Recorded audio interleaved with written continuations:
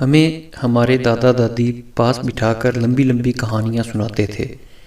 کہانی جیسی بھی ہوتی تھی ہمیں مکمل سننی پڑتی تھی، چاہے ہمیں کچھ سمجھ بھی آئے یا نہ، ہاں میں ہاں ملانی ہوتی تھی۔ ان کہانیوں میں ایک سبق ہوتا تھا، ایک لگن سے سنا کرتے تھے۔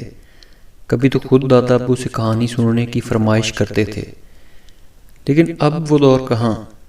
پہلے نمبر پہ تو وہ دادیاں ہی دنیا میں نہیں رہیں، یا پھر اگر کوئی کہانی سنانے والا ہے بھی تو ان کی کہانی سننے کے لیے کسی کے پاس ٹائم ہی نہیں ہے۔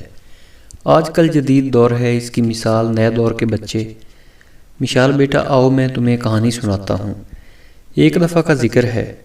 چاچو یہ ہمیشہ ایک دفعہ کا ذکر ہی کیوں ہوتا ہے؟ میری شہزادی بیٹی کہانی میں ایسا ہی ہوتا ہے۔ ہاں تو ایک بادشاہ تھا، اس کی کوئی اولاد نہ تھی۔ اچھا تو وہ شادی شدہ تھا؟ جی بیٹا۔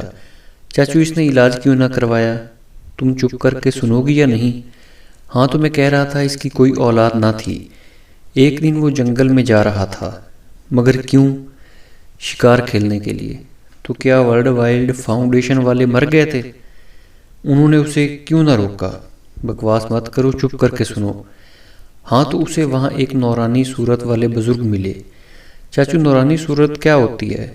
ایسا انسان جس کی شکل پر نور ہی نور، روشنی ہی روشنی ہو۔